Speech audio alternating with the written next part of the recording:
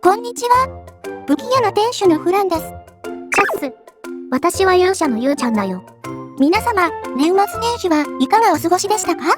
この年末年始は、チクタクバンバンで遊んだ人も多いと思う。それは多分、いないと思うわ。3人くらいはいると思うんだよね。さて、今回のお題ですが、第一次大戦で使用された主要国のハンドガンをまとめました。ハンドガンのまとめ動画か。第一次大戦で使用されたハンドガンについてですが、今まで個別で詳しく解説した動画を何本か作ってきました。ルガーとか M1911 とかね。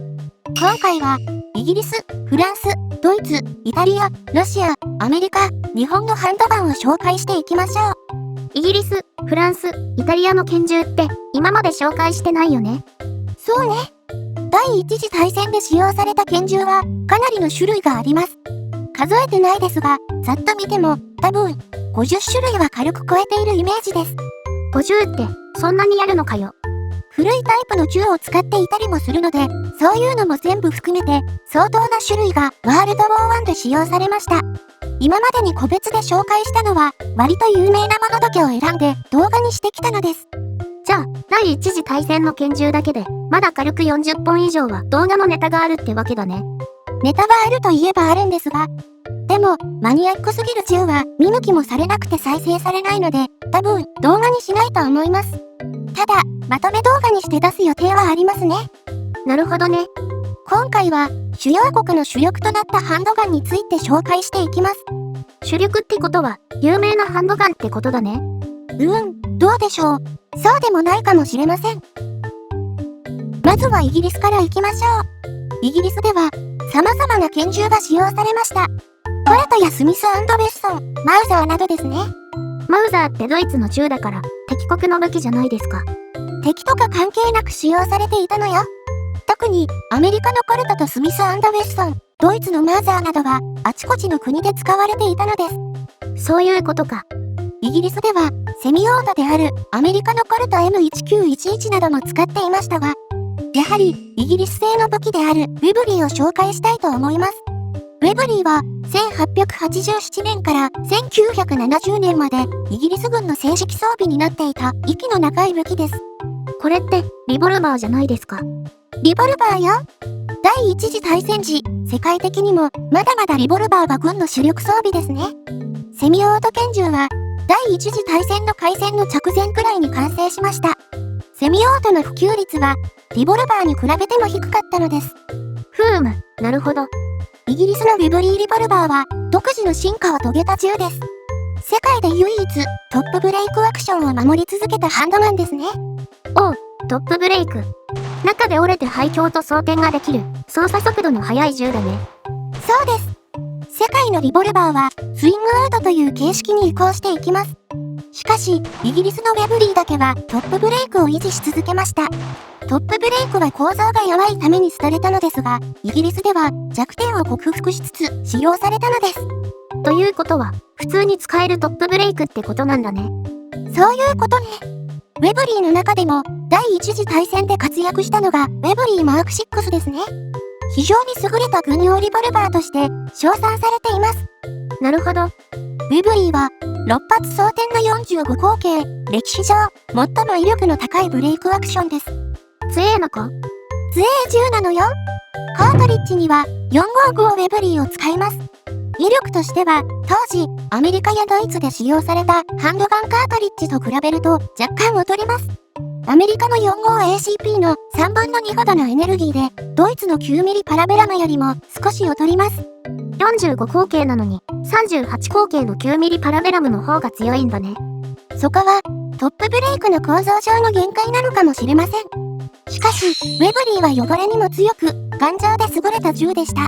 マーク6は、第一次大戦中に何十万丁も製造されましたが、需要が多くて生産が追いつかないほどでした。マーク6は、第一次大戦の塹壕戦で大活躍したってことか。そういうことね。それから、マーク6以外にも、ウェブリー・フォスベリーというモデルもあります。これも大戦中に使用された銃ですが、正式装備にはならず、少数が製造されたのみです。ちょうど 3D モデルがあります。正式にならなかったということは、性能が悪かったってこと？いいえ。フォスベリーは非常に優れた銃で、セミオートリボルバーという変わった銃です。見ての通り、弾丸の発射時に、重心が前後にスライドしています。中心っていうか、上半分が丸ごとスライドしているね。ショートリコイルを使ってシリンダーを回転させているのです。なんと、こんな銃があったのか。通常のリボルバーをダブルアクションで撃つ場合、引き金が重くなりますが、このフォスベリーは、発射の反動を利用してシリンダーを回転させるため、引き金が軽くなります。通常のリボルバーのダブルアクションは、引き金を引く指の力でシリンダーを回転させるけど、このフォスベリーってやつは、ショートリコイルで回転させちゃうってわけだね。そういうことです。シリンダーに掘られた溝は、前後の運動を、シリンダーの回転運動に変換するためのものです。溝がないと回らない構造になっているんだ。フォスベリーは引き金が軽いので、命中精度に優れたモデルです。しかし、重量が重くて大型だったため、正式装備への採用が見送られたということですね。次に、フランスのハンドガンを紹介します。フランスでも、やはり、コルトやスミス&ウェッソンなどを使用していました。ここでは、フランスが自国で製造していた M1892 リボルバーを紹介します。やはりリボルバーなんだね。リボルバーです。フランスが自国で設計して使っていたのは、この M1892 だけですかね。セミオートも使っていましたが、外国製の武器でした。FN やコルトなどのセミオートです。ってことは、つまり、ブローニングの設計したやつか。そうね。ブローニングが設計した FN1900 やコルト M1911 を使っていました。なるほど。M1892 は1892年にフランス軍の正式装備となり、1935年頃までメインのサイドアームとして使用されていました。1960年代まで警察の装備となり、現代でもテロ事件などで使用された息の長い武器です。長く使用されたってことは、優れた武器だったということか。そういうことね。M1892 は、スイングアウト6発装填で口径は 8.35mm ですね。カートリッジは 8mm フレンチオードネアスを使用します。これは、イギリスのベブリーやアメリカの M1911 に比べても、かなり威力の低い弾薬です。どのくらいの威力だってばよ。ベブリーの3分の2くらいでしょうか。リボルバーとしての完成度は高いのですが、威力が少し弱いという欠点はあります。同じく、フランスが使用した FN1900 も同じくらいの威力でした。フランスでは、口径の小さな武器をサイドアームとして使うことが多かったようです。そうなんだね。M1892 については、こんなところでしょうかね。次に、ドイツのハンドガンを紹介します。当時、ドイツはヨーロッパでも随一の科学力を誇っており、優れた銃器メーカーをいくつも抱えています。ドイツの科学力はすごいんだ。マウザーやルガーが有名ですが、やはりここはワールドウォー1の正式装備であったルガーを紹介します。以前の動画でも詳しく解説したね。そうね。ルガーは1908年に完成し、ドイツ陸軍の正式装備になりました。ルガー P08 の名前で知られています。ワールドウォー1では200万丁以上が製造されて使用されました。ドイツ軍の主力装備だったんだ。ルガーの特徴はいくつかありますが、独特のダブルロックが印象的です。カートリッジには 9mm パラベラムを使っています。9mm パラベラムは、現在、世界で最も普及しているハンドガンカートリッジですが、ルガー用に開発されたカートリッジです。9mm パラベラムは 9mm ルガーとも呼ばれているからね。とてもバランスの取れた優れた弾薬なんだ。ドイツに限ったことではないですが、第一次大戦の塹壕戦では、狭い場所で戦うことが多く、近距離用の武器が活躍しました。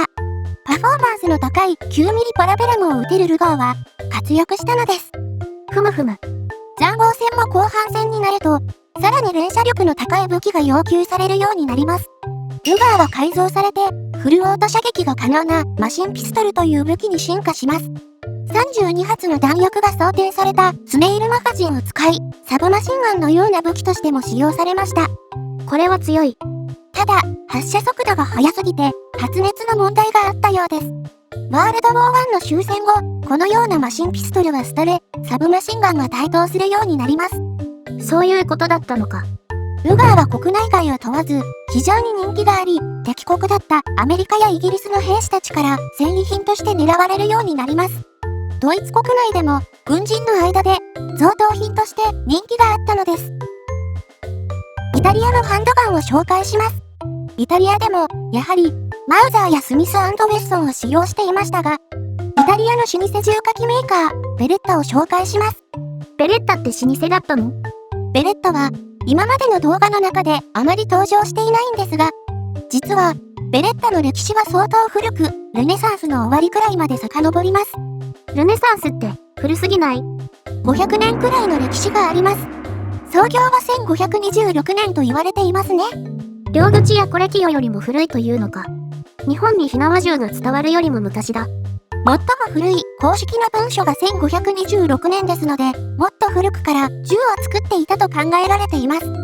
そんなに古かったのか。ベレッタは地道に地元イタリアで武器を作り続けていたのです。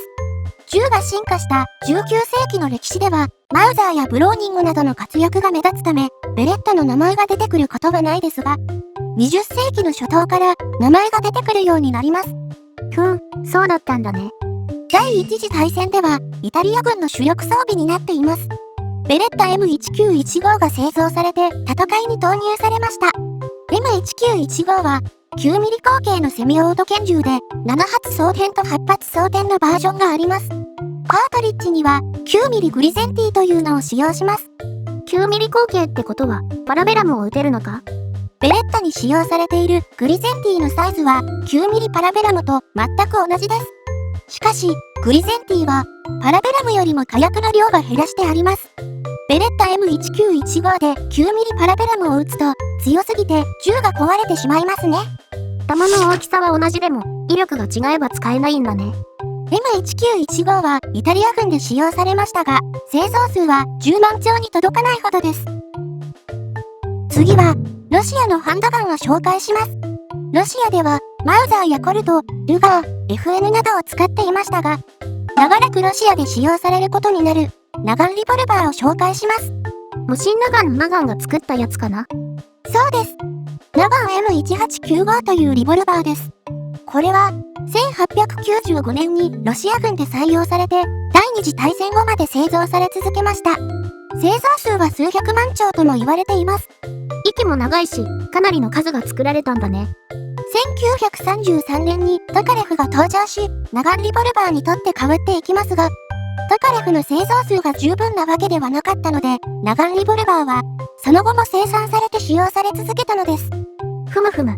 ナガンリボルバーを作ったナガンは、ベルギー人です。モシンナガンの開発にも噛んでいる人なので、ロシア軍では名の知られた人物でした。ナガンリボルバーってのは優れた銃だったの？優れている点もあれば、劣った点もあります。まず、優れた点ですが、非常に頑丈な銃で、かなり雑に扱っても壊れないということですね。最大の特徴は、密閉性に優れている点で、火薬のパワーを漏れなく弾丸に伝えることができました。この密閉性の特徴を活用し、サプレッサーの使用が効果的だったところが、特に優れた点です。サプレッサーとは、発射音やマズルフラッシュを軽減するアイテムです。銃口に取り付けるものを映画やアニメで見たことはありませんか？こういうやつか。発射音を軽減するものをサウンドサプレッサー、サイレンサーとも言います。サプレッサーは20世紀の初頭には開発されていました。しかし、第一次大戦でどの程度使用されたのかはわかりかねますね。なるほど。ナガンリボルバーの欠点は装填と配供が遅いところです。装填と配供がとても古い構造になっており、1870年代のリボルバーとあまり変わりません。これはナガンリボルバーの 3D モデルです。一発ずつ空薬莢を抜いて装填しなければなりません。本当だ。これはだいぶめんどくせえな。そうね。ちょっとめんどくさい構造なんですが、ただ、ロシア軍ではこれを欠点とみなしていなかったようです。弾薬の過剰な消費を抑えるために、配供と装填を一発ずつにするという注文をつけたということですね。そういうことなのか。次はアメリカのハンドガンですね。第一次大戦でアメリカ軍のメインのハンドガンとなったのは、やはりコレト M1911 でしょう。コレトガバメントと呼ばれたやつだね。とても有名なオートマチック拳銃です。M1911 は1911年にアメリカ軍の正式装備となり、1985年まで軍用銃として装備されていました。現代でも使用されている現役のハンドガンです。かなりの成功兵器だね。M1911 は45口径7発装填のセミオートハンドガンで、他の国のハンドガンに比べても威力が高いです。軍用拳銃としては世界最強のストッピングパワーを持っています。強すぎたのか。強すぎました。M1911 は 45ACP というカートリッジを使っていますが、これはワールドウォー1当時の主要国の拳銃と比べても 1.3 倍から2倍以上のエネルギーを持っています。強すぎる。確実に敵の動きを止めるために設計された銃になっていますね。これまでアメリカ軍で使用されていた拳銃に比べても大幅に威力が上がりました。シンプルで非常に安定した性能で高いパフォーマンスを誇っています。さすが、70年以上もアメリカ軍で正式装備になるだけのことはある。M1911 は武器の歴史を変えたと言われるブローニングが設計した銃ですね。さすがブローニングの設計ということか。現代までに500万丁近くが製造されており、民間でも人気の銃になっています。カスタマイズパーツが豊富にあり、相当お金のかかるハンドガンだそうです。情熱とお金がないと付き合っていられない銃ということですね。なるほど、ハーレーとかモンキーみたいにカスタムできるんだね。M1911 については別の動画で詳しく解説しております。最後に紹介するのは日本の拳銃です。日本も第一次大戦に参加していたんだね。あまり直接的に参加したわけではありません。